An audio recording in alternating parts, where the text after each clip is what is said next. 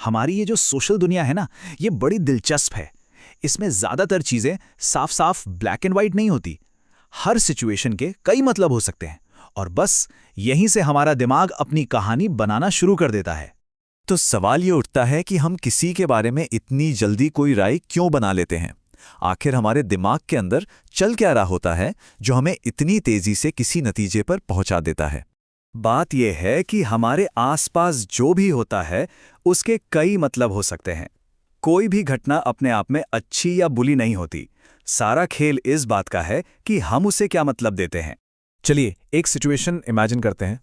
मान लीजिए कि कोई बस में सफ़र कर रहा है और अचानक एक आदमी अजीब तरह से हिलने लगता है, कुछ बुदबुदाता है और फिर ज़ोर ज़ोर से निर्वाणा का कोई पुराना गाना गाने लगता है। सोचा जाए तो दिमाग में सबसे पहले क्या आएगा? और यहीं से परसेप्शन का ये पजल शुरू होता है। वो आदमी तो बस कुछ कर रहा है, सिचुएशन तो अपने आप में न्यूट्रल है, तो फिर ये जजमेंट आता कहाँ से है?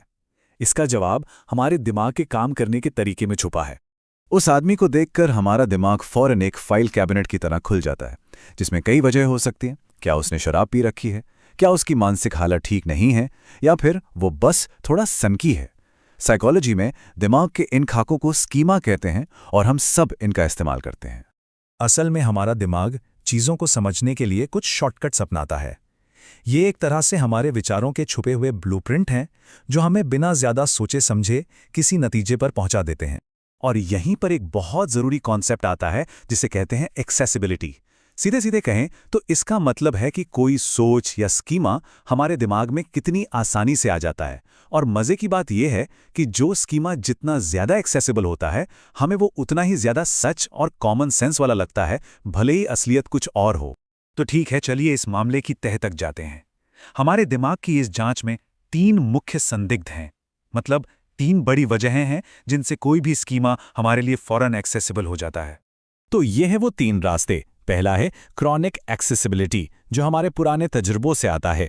दूसरा है गोल बेस्ड एक्सेसिबिलिटी, जो हमारे मौजूदा लक्ष्यों से जुड़ा होता है। और तीसरा प्राइमिंग, जिस पर हाल की घटनाओं का असर होता है। चलिए एक एक करके इन्हें समझते हैं। तो सबसे पहले बात करते हैं पहले रास्ते की, क्रॉनिक एक्सेसिबिलिटी।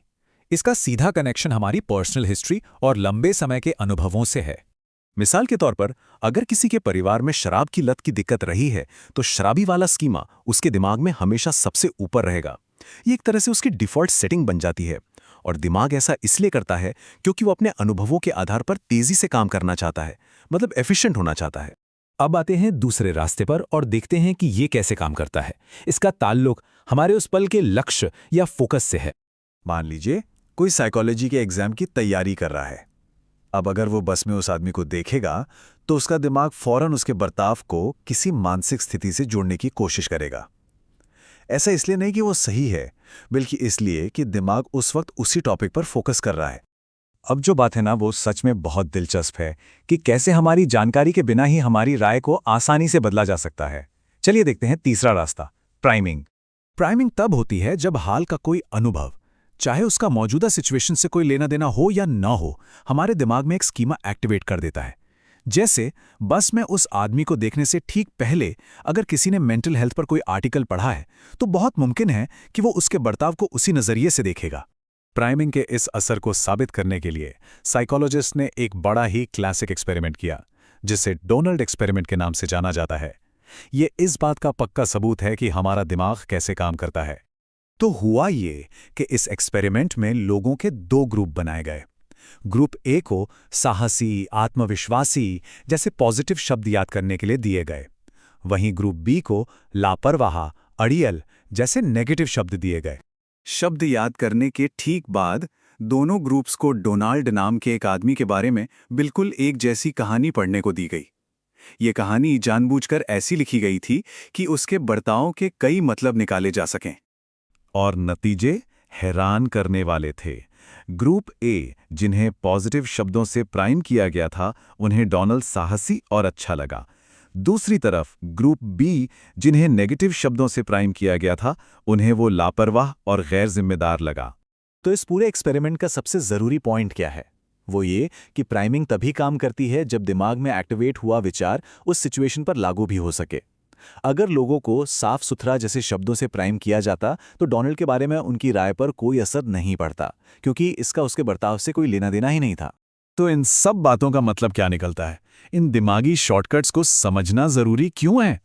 ये समझ हमें ऑटोमेटिक जजमेंट से एक जागरूक सोच की तरफ ले जाती है। प्राइमिंग इतनी पावरफुल इसलिए है क्योंकि ये बहुत तेजी से होती है, अनजाने में होती है और बिना किसी इरादे के होती है। लोगों को एहसास तक नहीं होता कि उनकी राय पर उस चीज का असर पड़ रहा है जो उन्होंने बस कुछ मिनट पहले देखी या पढ़ी थी। एक बात हमेशा याद रखनी चाहिए कि ये स्कीमा दिमाग के औजार हैं, सच्चाई नहीं। ये दुनिया को तेजी से समझने में हमारी मदद तो करते हैं, लेकिन ये हमेशा सही हों ये जरूरी नहीं। तो अगली बार जब किसी के बारे में कोई राय एकदम से दिमाग में आए तो एक पल रुककर सोचा जा सकता है, ये विचार ही सबसे पहले दिमाग में क्यों आया? और शायद इससे भी ज्यादा दिलचस्प सवाल यह है कि इस वक्त दुनिया में लोगों को किस चीज से प्राइम किया जा रहा होगा।